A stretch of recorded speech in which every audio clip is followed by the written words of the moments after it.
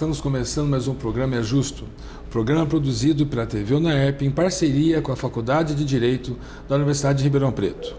Na semana passada, nós recebemos a visita do Dr. Antônio Coutro, que nos esclareceu o direito de família, e o nosso telespectador nos enviou algumas perguntas ainda e refizemos o pedido do Dr. Coutro, que prontamente está aqui no nosso estúdio novamente, participando mais uma vez de um programa. Doutor, novamente, muito obrigado por ter aceito o nosso convite. Obrigado. Satisfação, vejo que o senhor fez sucesso. Já tivemos alguns e-mails aqui. E faça com o nosso telespectador, mande e-mail para o endereço que aparece embaixo da sua tela, tvunaep@unaep.br, indicando o palestrante, entregando o entrevistado, o tema dos nossos programas. Doutor Couto, nós tivemos uma mudança muito grande na parte dos alimentos, do Código de 16 para o Código de 2002. Qual foi a grande mudança que nós encontramos no tocante aos alimentos?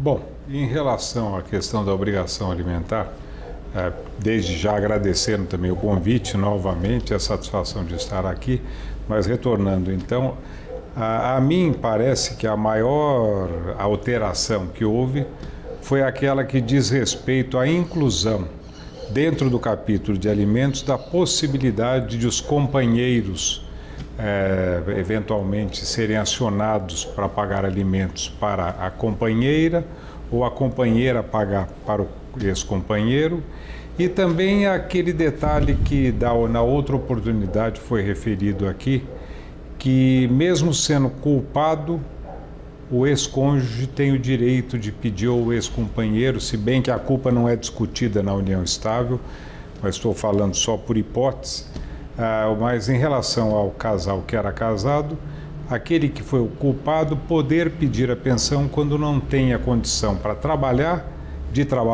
e eventualmente não tem nenhum parente que possa sustentá-lo.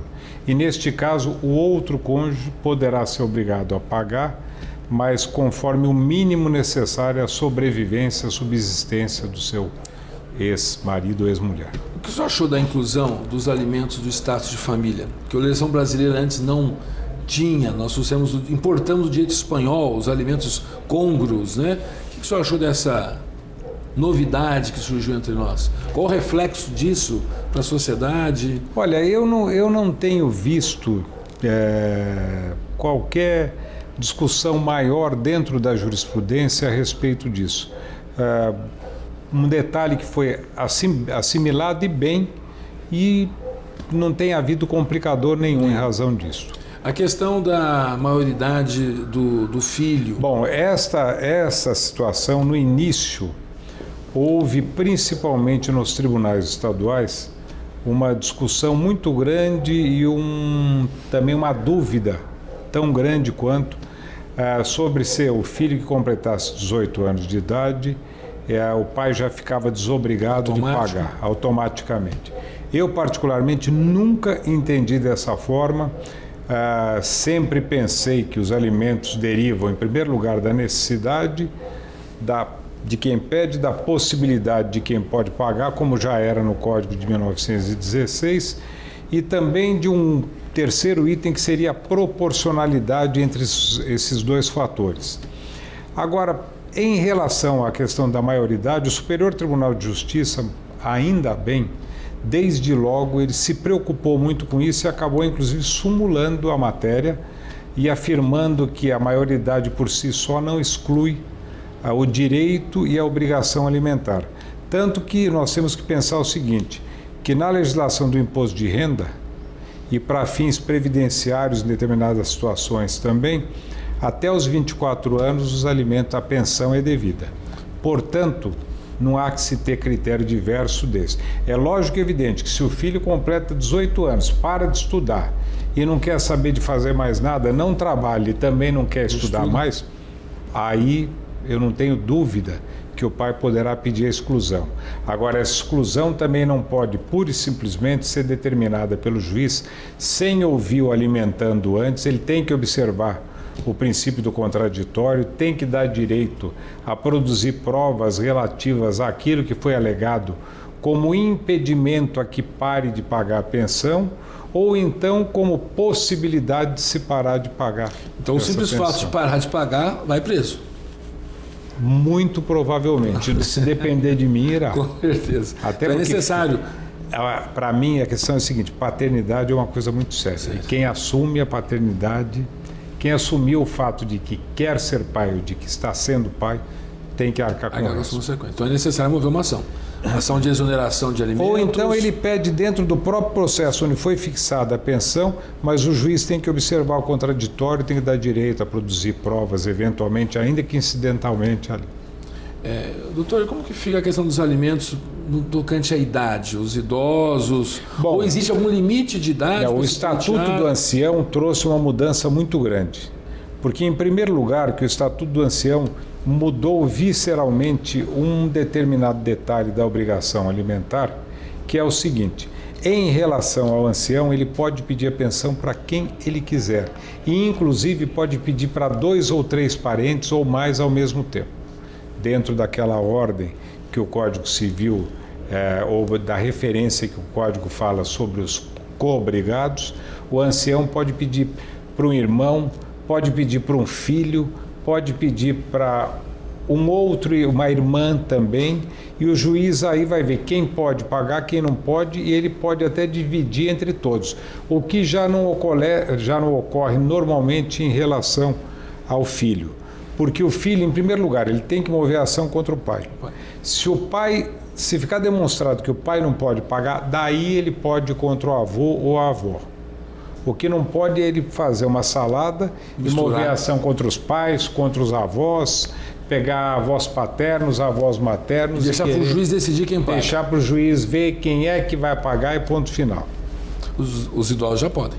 Os idosos podem. Por causa do estatuto, quiser, né? Por causa do estatuto do idoso, que dá esse poder. O estatuto do ancião ou do idoso, que deu esse poder e, inclusive, criou aí uma figura que no princípio de vigência, inclusive, se discutiu muito sobre que tipo de figura seria processual ou material que o Estatuto do Ancião tinha criado. Se seria a solidariedade, se seria simplesmente um litisconsórcio facultativo, e isso, inclusive, na própria doutrina foi muito discutido a respeito. E até hoje há dúvidas. Quando recentemente teve aquela prisão daquele avô aqui no estado de São Paulo, que não pagou alimentos para o neto, foi preso, né? Saiu aquela celeuma, né? Nossa, o avô vai preso, pagou pensão para... Mas isso está previsto em lei. Não tem como escapar, né? Se o avô não pagar, porque se está obrigado e não paga... E o avô é obrigado a pagar alimentos para o neto, caso o seu filho não consiga. Caso né? o filho não possa. Então não tem como escapar de uma regra dessa. Hoje está bem complicado. Aliás, deixa eu até lhe falar uma outra coisa que não tem a ver com obrigação alimentar, mas que eu me recordei agora. E como eu estou vendo que aqui há um interesse geral naquilo que o Código Civil trouxe de novo, o Código trouxe uma situação nova em relação à pessoa que desapareça de casa, e que é a possibilidade daquele que eventualmente venha a desaparecer, não saiba do seu paradeiro, e seja aberto até inventário, ainda que seja naquelas condições que o Código estabelece, que em princípio são condições provisórias e que depois podem se tornar definitivas, o Código ressalvou que quem estiver nessa situação, o remanescente, o outro cônjuge, poderá, depois de um determinado momento, vir a se casar também. Só que o Código não esclareceu como é que fica se aquele que desapareceu, aquele que não sabe para onde foi parar, o ausente, vier a retornar. Parece que já aconteceu também no Brasil, já isso, uma situação. Parece que já houve uma situação dessas no direito estrangeiro, no direito italiano tem uma previsão expressa dentro da legislação, dizendo que vai prevalecer o segundo casamento e não o primeiro. A doutrina brasileira, que já se preocupou com esse assunto, também entendeu o seguinte: se o cônjuge desapareceu, aquele que era o remanescente acabou por se apaixonar por outra pessoa, então houve uma situação subsequente e essa situação deve ser privilegiada em detrimento da primeira. Faz sentido. Até porque o ausente sumiu e também, se não estava tão ausente assim, não se preocupou em dar um sinal de vida qualquer, para indicar que estava vivo e que não estava da forma como se pensava, morto. Então, neste caso, eu penso também que, embora o Código não tenha disciplinado, tem que ser considerado o segundo casamento, e o primeiro casamento vai deixar de produzir qualquer efeito. Só o segundo é que vai produzir. Doutor, voltando àquela questão dos alimentos, os avós podem ser condenados também subsidiariamente. Podem.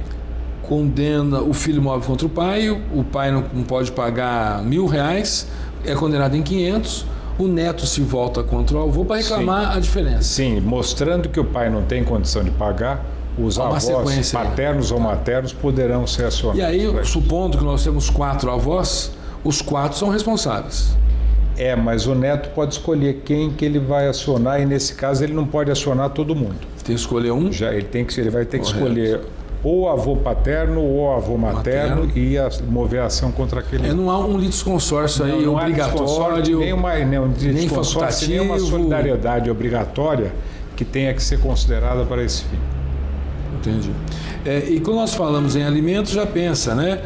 Tanto na união estável vai ter o direito, mas não tem como no dúvida. casamento vai ter direito, e no parentesco. Se nós não pensarmos no Estatuto do Idoso e tirar pais e filhos, ele vai até que grau o pedido de alimento entre os parentes? Até os irmãos? Até o irmão pode ser condenado pelo outro irmão? No Estatuto do Idoso? Não, no Código Civil. No Código Civil? Bom, no Código Civil, hoje, são os pais e os avós. Os avós. Certo. Parentes em linha reta. Eu, inclusive, vou lhe falar o seguinte. Nunca vi estabelecer essa discussão a respeito da possibilidade de o irmão ser obrigado, e nem vi na jurisprudência até hoje qualquer ação que tivesse sido proposta e que tivesse sido resolvida nesses termos, obrigando o irmão. O senhor já viu no México, me parece, voltando agora a falar do casamento, né? Que até foi uma dúvida que surgiu para nós nessa semana que passou. No México parece que é uma situação de um casamento que a pessoa casa, só que ela tem 1 ano para voltar no cartório para ratificar o casamento. Seria o casamento por tempo certo. Tempo certo. Que, aliás, tem uma advogada brasileira que até escreveu um artigo propondo se fizesse. Me parece que estão cogitando até um projeto de lei já sobre isso. O que o senhor acha dessa ideia? De a pessoa estar casada por 1 ano, se não voltar no cartório, ela demonstrou interesse em não ficar casada, mas será que ela é casada, tem que voltar no cartório e ratificar o casamento? Essa advogada me parece até de uma sugestão que estaria acabando com o divórcio, amenizaria o judiciário. Olha, particularmente, eu sou contra, pelo seguinte: o casamento, eu falei que era um contrato, mas ele é um contrato fundado no amor. E não dá para nós imaginarmos pura e simplesmente que eu estou amando hoje, mas eu daqui a 1 ano poderia não estar amando mais. Então vamos já estabelecer essa possibilidade de ratificação, essa necessidade de ratificação. Sou contra. Entendi. O senhor está dentro do Instituto Brasileiro de Direito de Família. Qual que o Instituto vê esse reflexo da separação e o divórcio feito fora do fórum, o extrajudicial? O senhor acha que houve uma influência positiva, diminuiu as ações no fórum, ou o legislador nosso foi canho ainda, devia ter sido mais ousado? Ele poderia ter sido mais ousado, mas já houve uma redução muito grande em relação às ações judiciais, por conta da possibilidade de se fazer não só a separação, quanto também o próprio inventário, também no caso de morte, também no cartório extrajudicial. Então, o senhor acha que foi um grande avanço que nós tivemos no direito civil. E o custo disso deve ser algo parecido? A sociedade não está pagando mais caro para ter isso? A gente sabe a rapidez, né? Eu acho que não, eu acho que está pagando menos. Menos. E sem dúvida a rapidez, né? Bom, a rapidez é um negócio. Outro dia ainda eu tive que ver o problema de um inventário de uma parenta que faleceu, e fui conversar com a funcionária do cartório, e ela virou para mim e falou: doutor, o senhor traz aqui, se quiser trazer amanhã, o senhor já sai daqui com a certidão, com tudo feito e pronto, acabou. Maravilha. Até porque é uma herdeira só, que é a irmã, então seria facílimo. Eu fui ver até porque, como ela estava muito doente, era uma tia minha, e eu é que tomava conta dela, e a irmã a sobrevivente tem 96 anos de idade. ela me pediu, vá ver para mim isso daí, eu fui ver e olha, de fato é excepcional. Foi uma maravilha. Doutor, agradecer a sua presença novamente no nosso programa. Obrigado. Como na semana passada fluiu rapidamente, viu que a coisa quando é boa, a gente não vê a hora passar. E agradecer ao nosso telespectador, que estivemos aqui com a presença do Dr. Antônio Carlos Matia Coutro, que é vice-presidente do Tribunal Regional Eleitoral, que nos brindou novamente com um grande ensinamento do nosso direito de família. E convidar você para o nosso próximo programa, que trataremos novamente de outro assunto de interesse jurídico. Obrigado.